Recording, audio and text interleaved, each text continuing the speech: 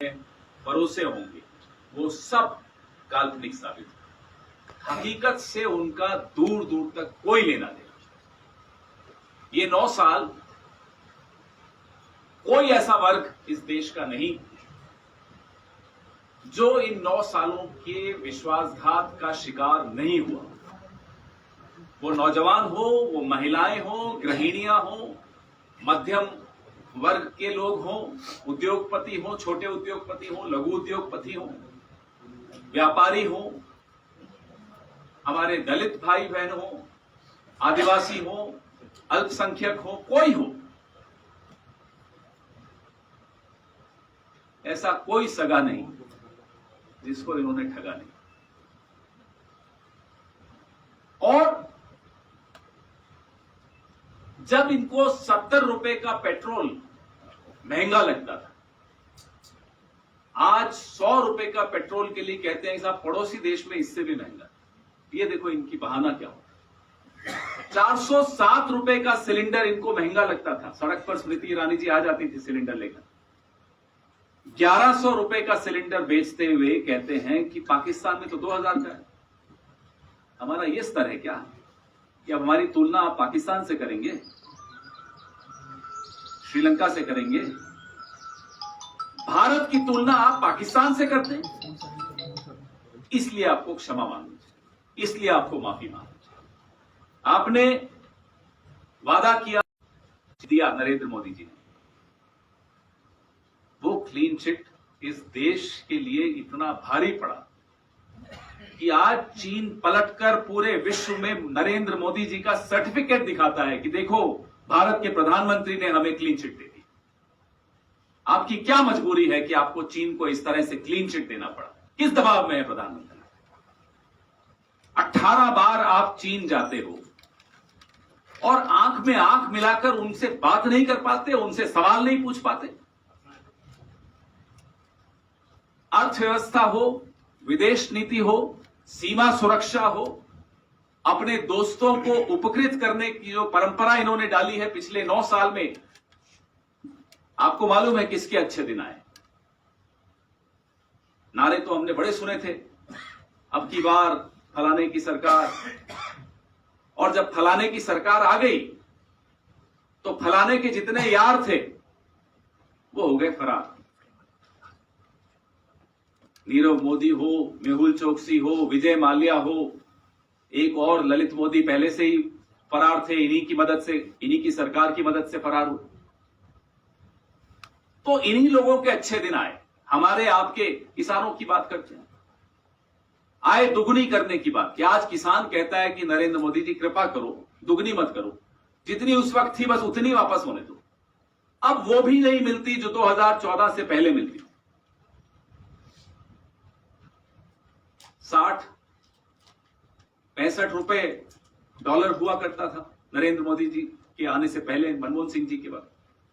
तब बड़े अपमानित तरीके से ये मनमोहन सिंह जी के लिए कहते थे कि सरकार की प्रतिष्ठा गिरती है ज्यों ज्यों रुपया गिरता।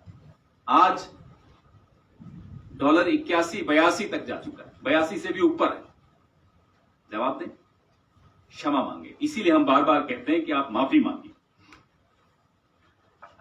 आप भ्रष्टाचार की बात करें, LIC जिसमें मेरा आपका हम जैसे 33 करोड़ लोगों का पैसा लगा हुआ है, अपने भविष्य की हमें चिंता होती है, इसलिए हम LIC में निवेश करते हैं। वो पैसा कहां है? अपने दोस्त को दी। SBI नरेंद्र मोदी जी का पैसा नहीं है, वो आपका पैसा है, मेरा पैसा। लोन किसको दिया? आप चले जाइए लोन लेने, मान जाऊंगा अगर आपको लोन मिल जाए।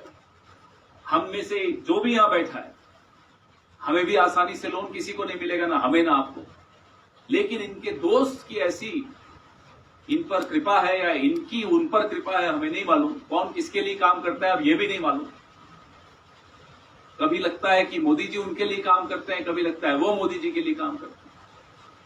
ऑस्ट्रेलिया अपने दोस्त को लेकर जाते हैं, साथ में SBI की चेयरमैन को भी बैठा कर ले जाते हैं।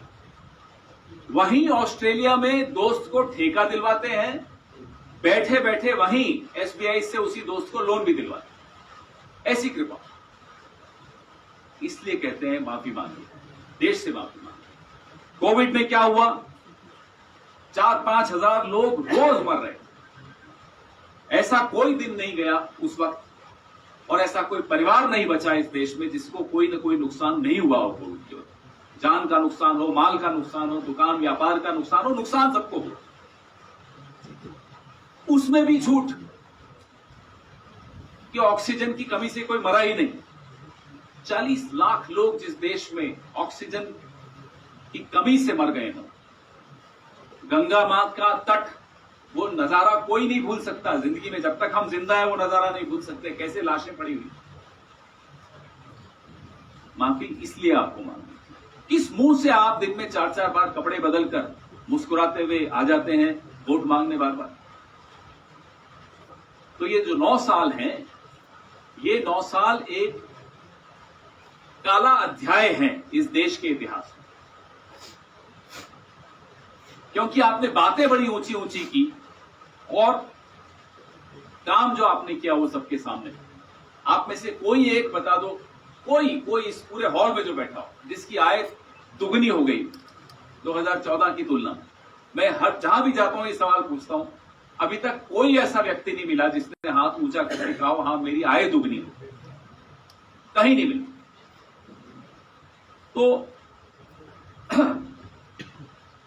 सीबीआई, ईडी, आपको मालूम है जो गठबंधन की ये सरकारें चल रही हैं, सीबीआई और ईडी के साथ जो इनकी गठबंधन है, अपने राजनीतिक विरोधियों को कैसे डरा के रखना है, चुप करवाना है।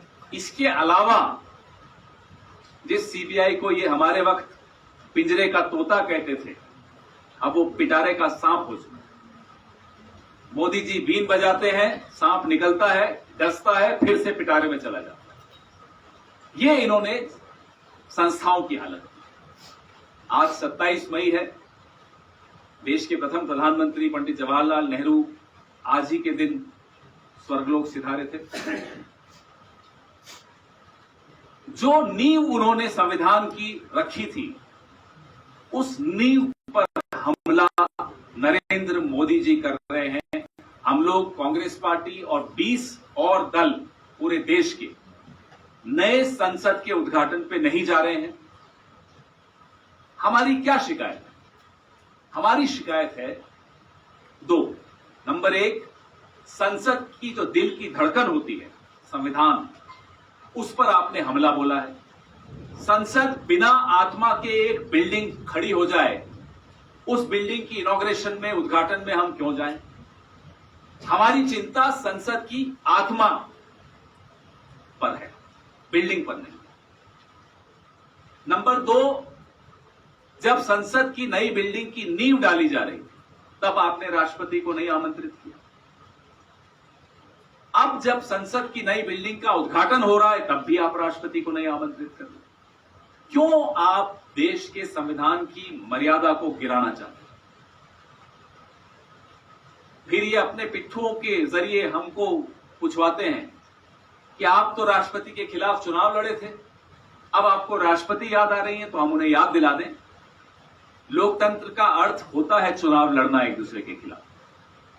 चुनाव लड़ा जाता है इसलिए कि हम अपनी बात रख सके सार्वजनिक पटल पर, हम अपनी विचारधारा के बारे में चर्चा कर सके सार्वजनिक तौर पर। हमें मालूम था कि वो चुनाव हम हारेंगे, लेकिन लड़ना ये हमारा संवैधानिक दायित्व था। और एक बार जब वो चुनाव जीत गई, तो माननीय राष्ट्रपति जी हम सबकी राष्ट्रपति, उनका सम्मान करना, उस पद की मर्यादा रखना हमारी उतनी ही जिम्मेदारी है जितनी नरेंद्र मोदी जी की।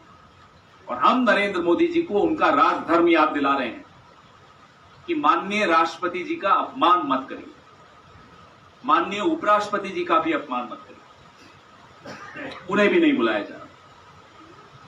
तो ये जो कद्दावर बनने का प्रयास करते हैं नरेंद्र मोदी जी, 2 तरीके होते हैं कद्दावर बनने के लिए। एक कि अपना कद बढ़ाएं, दूसरा बाकियों का कद कम कर दें। बाकियों का कद कम करने की जो कवायद इन्होंने 9 साल में की है, माफ कीजिएगा, उससे इनका अपना कद और घटता हुआ दिखता जा रहा है। जहां जाते हैं सिर्फ और सिर्फ प्रचार करते हैं, सरकार कैसे चलानी है, लोगों का भला कल्याण कैसे करना है, इसकी कोई चिंता नहीं। हम आज 35 शहरों में ये प्रेस वार्ता कर रहे हैं, 9 सवाल पूछ रहे हैं। 9 साल 9 सवाल। आप इस प्रेस वार्ता के पश्चात आपको किताब भी बांटेंगे। अब आपके सवाल हमारे इन 9 सवालों पर भी और इसके अलावा भी किसी पर हो तो आपका स्वागत है।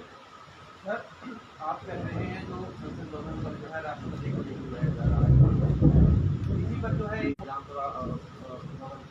क्या करेंगे? उपराज्यपाल हो, राज्यपाल हो और राष्ट्रपति। राज्यपाल चुना हुआ नहीं होता, राज्यपाल नियुक्त किया गया होता। राष्ट्रपति चुनी हुई, वोट के माध्यम से वो राष्ट्रपति बने। उस पद की मर्यादा रखना हम सबकी जिम्मेदारी है। उसकी तुलना आप नहीं कर सकते। राज्यपाल और राष्ट्रपति में सबसे बड़ा फर्क यही होता है कि एक चुना हुआ है, दूसरा नियुक्त किया गया है। सर, 5 साल 4 साल पहले यानी मोदी गवर्नमेंट से 5 साल बाद भी अच्छा मौका था सभी मुद्दों को बुलाने के लिए, तो कांग्रेस इन मुद्दों को बुला तो नहीं पाई, जनता में कॉन्फिडेंस को नहीं ला पाई। आप 2019 की बात कर रहे हैं। 2019 से कुछ महीनों पहले, 6-8 महीनों पहले, मध्य प्रदेश, राजस्थान, छत्तीसगढ़, तीनों राज्यों में भारतीय जनता पार्टी को शिकस्त मिली। फरवरी 19 में जो हुआ आप सबके सामने है। पुलवामा पे एक चुनाव लड़ा गया, भावनात्मक स्तर का चुनाव था। अब उस वक्त के जो राज्यपाल थे जम्मू कश्मीर के, सत्यपाल मलिक जी, उन्होंने कई सवाल उठाए हैं। उन सवालों के जवाब अभी नहीं मिले हैं। तो हर चुनाव का विश्लेषण अगर आप करेंगे तो अलग अलग भावना नजर आई। 2014 में भावना हमारे खिलाफ थी, लोग गुस्से में थे हमारे पर, तो उन्होंने हमें हराया। 2019 में भावना देश प्रेम की थी, पाकिस्तान के खिलाफ थी। वो भावना कैसे बनी वो आपके सामने है, और वो चुनाव बिल्कुल उसके भेंट चढ़ा। 2024 आते आते अभी कर्नाटक गया है, हिमाचल में आप लोगों ने बड़ी भारी जीत हमें दिलवाई, कर्नाटक में भी भारी जीत मिली। लोगों को अब जो फंडामेंटल क्वेश्चंस होते हैं, जो बुनियादी सवाल होते हैं, अब लोग वो बुनियादी सवाल नरेंद्र मोदी जी से पूछ रहे हैं। वो सवाल है गैस सिलेंडर, पेट्रोल, खाने का तेल, नौकरी, व्यापार के लिए लोन, किसानों की समस्या, ये सारे अब बुनियादी सवाल हैं। इन सवालों के जवाब नरेंद्र मोदी जी किसी भी भावना के जरिए जवाब नहीं दे पाते। आज जब मैं यहां आ रहा हूं, 1 महीना पूरा हो गया है।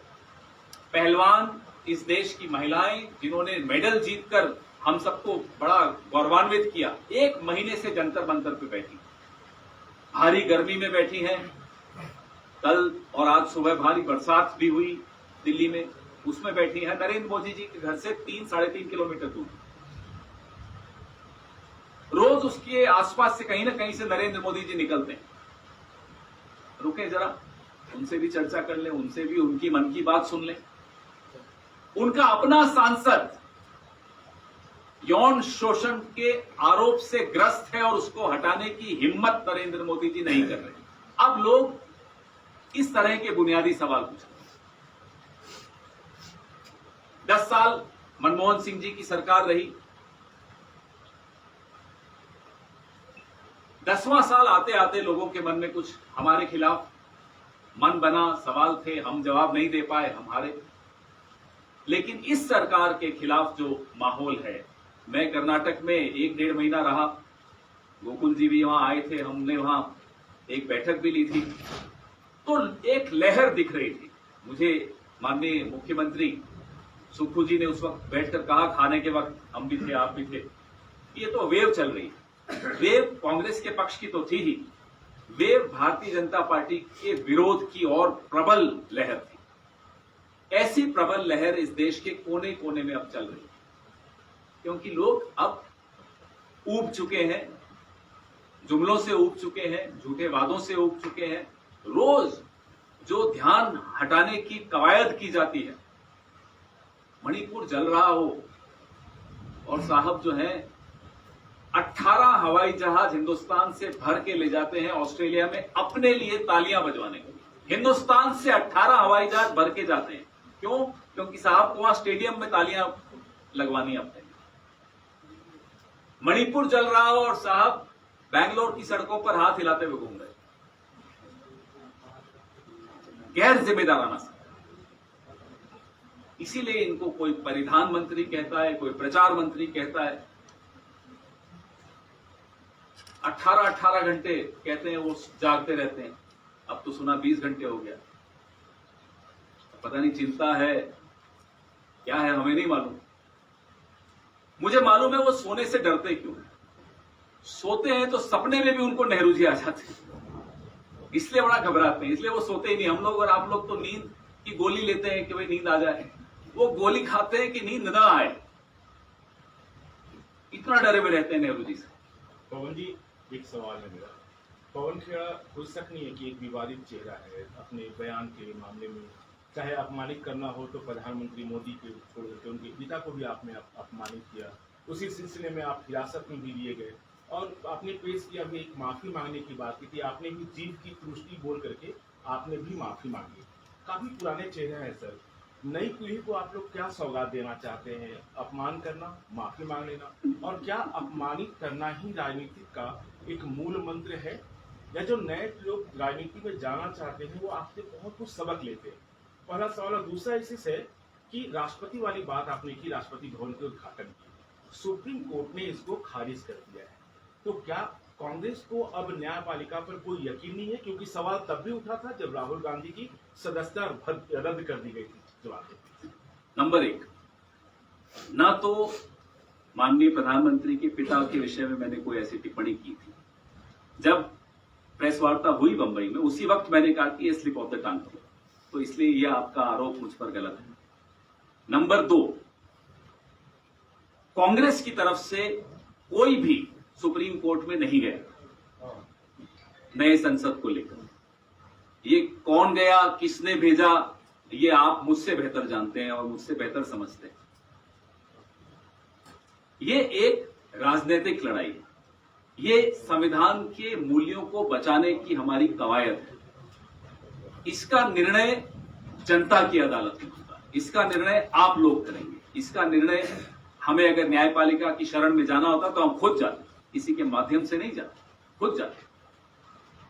तो ये लड़ाई जनता की अदालत तक हम ले जा रहे हैं और जनता इसका निर्णय करेगी।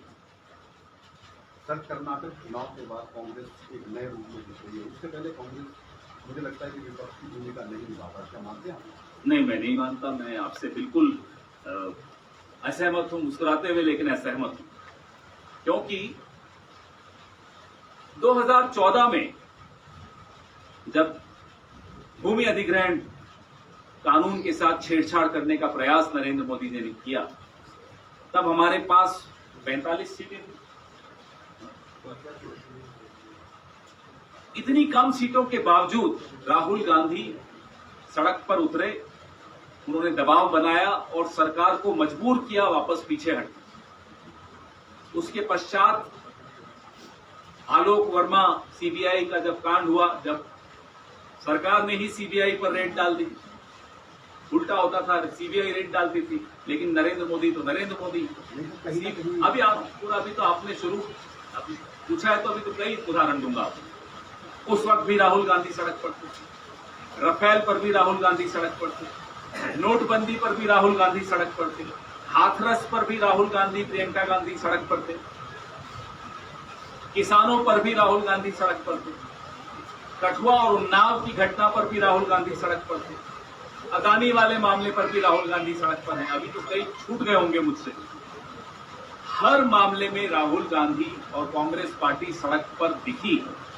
अब मैं आप पर आता हूं, मुस्कुराते हुए बोलूंगा लेकिन कड़वा बोलूंगा। विपक्ष बिना मीडिया के अनाथ होता है। मीडिया और विपक्ष का साथ हर लोकतंत्र में आवश्यक होता है, जनता का हित उसी में होता है जब मीडिया और विपक्ष साथ होते हैं।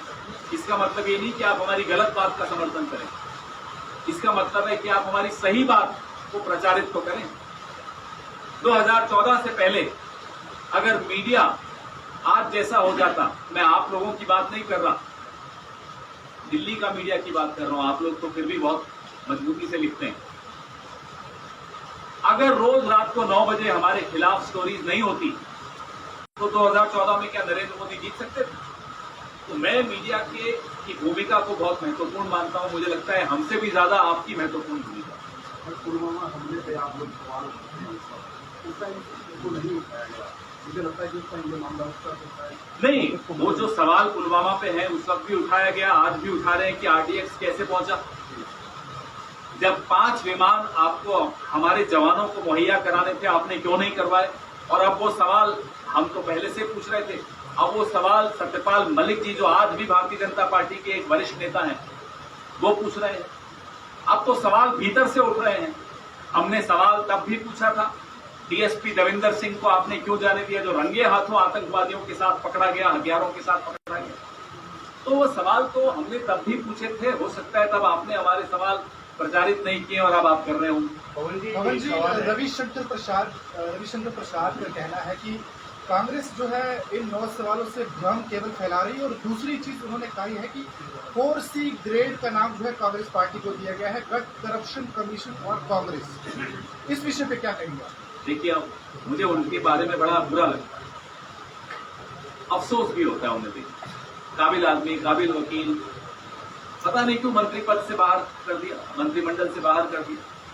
तो अब कोई अगर वापस मंत्रिमंडल में आने के लिए हाथ पांव मार रहा हो तो बेचारों को मेहनत करने दीजिए, आपको क्या आपत्ति है? थोड़ा संघर्ष करेंगे, तपस्या करेंगे, मोदी जी को दिखेंगे, सुनाई देंगे, हो सकता है फिर से नौकरी पर लगा दी। पवन जी, आप पर ये आरोप है, मेरा नहीं। आप तो मेरे पर ही आरोप लगा रहे हैं, इसलिए कि आज आप बड़े दिनों के बाद आइए बोलिए। आपके पास बहुत संपत्ति है जो अज्ञात है, जिसकी जानकारी जान दीजिए, जिसकी जानकारी कांग्रेस को तो छोड़ दीजिए कहीं नहीं है। आपको नहीं लगता कि ईडी वाले आपके घर राशन पानी लेके चढ़ेंगे? अगर आपको नहीं लगता कि CBI की रेड आपके घर होने वाली है अगर इसी तरह से आप विवादित बयान देते रहे? नहीं, मैं तो अगर मेरे पास अगर कुछ होता छिपाने को तो आपको लगता है मैं यहाँ इस तरह से बैठकर इतना विवादित, आप जिसको विवादित कहते हैं, मैं उसको सत्य बोलता हूँ? आपको लगता है मैं ऐसे खुलकर सच बोलता और चुनौतीपूर्वक सच बोलता? और एक और बात, जो अज्ञात संपत्ति है उसका ब्यौरा तो अभी ज्ञात करवा देता हूँ गट सिंह। पिछले 9 साल में, 10 साल में दिल्ली में सरकार झाड़ू वालों की है और 9 साल में केंद्र में सरकार कमल वालों की है। कर देते जो करना था। अब तक थोड़ी अज्ञात रहती, अब तक तो आप सबको ज्ञात हो जाती। इसलिए बोलने दीजिए, सुन लीजिए आप भी। अगर कुछ होता तो मैं आपके सामने यूं आंखों में आंखें डाल के बैठकर बात नहीं कर पाता।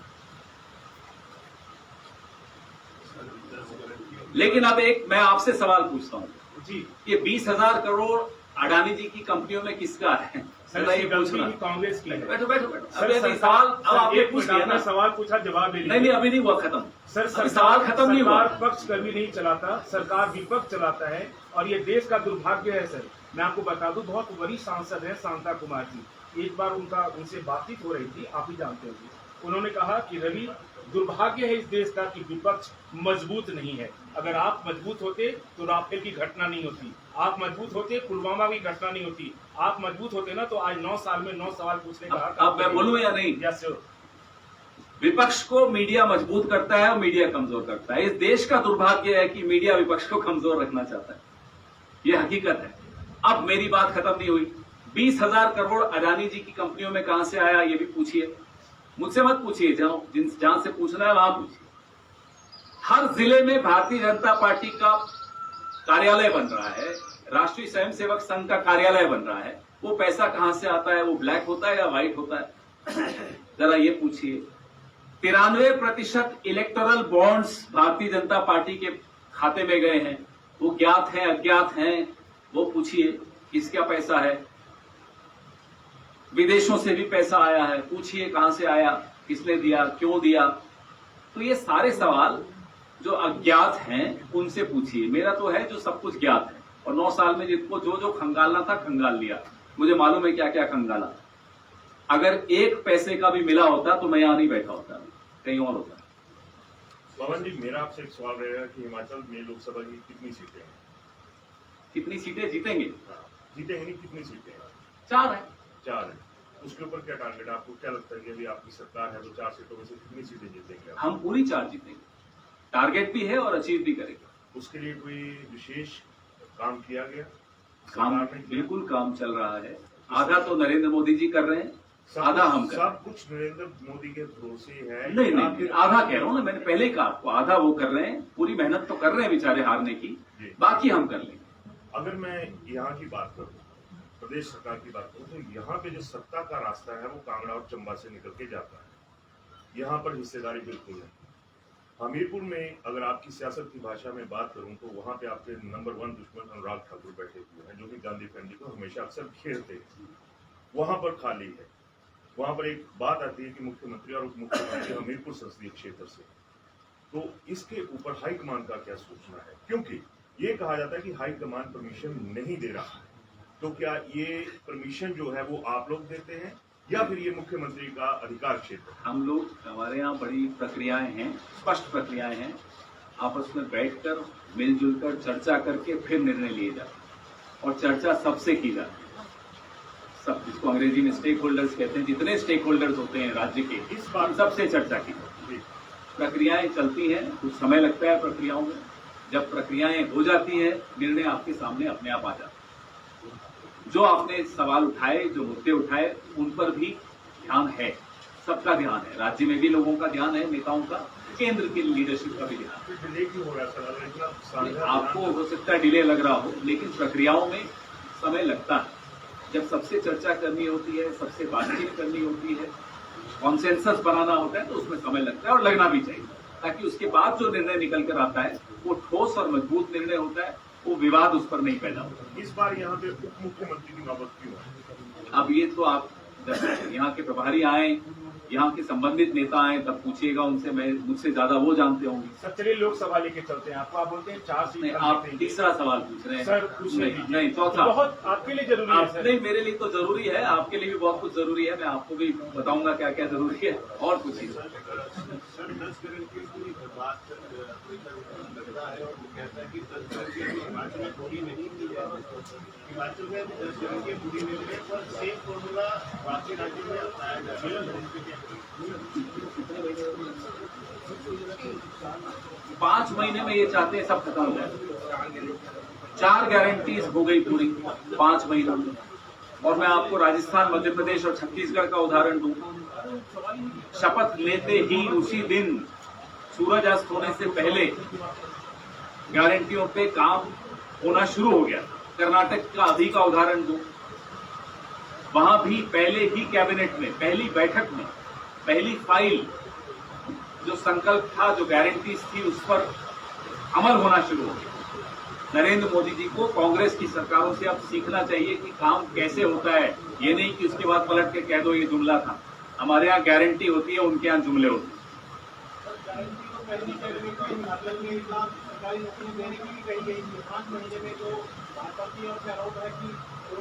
भाजपा आरोप लगा रही नौकरियों पर। 19 करोड़ नौकरियां कहाँ गई देश में? पिछले 9 साल में हो जानी चाहिए थी, 9.5 साल में कहाँ है? 9 साल में तो 19 करोड़ हो जानी चाहिए, तो उनको तो बोलिए, वो चुप रहे हैं। अब आपको लेखा जोखा देना है तो हमारे माननीय मुख्यमंत्री अवश्य आपको समय समय पर लेखा जोखा जरूर देंगे। भारतीय जनता पार्टी का हक नहीं है कि वो आपसे या हमसे या इनसे कोई लेखा जोखा मांगे नौकरियों पर। अब आप लोग कुछ भोजन लीजिएगा।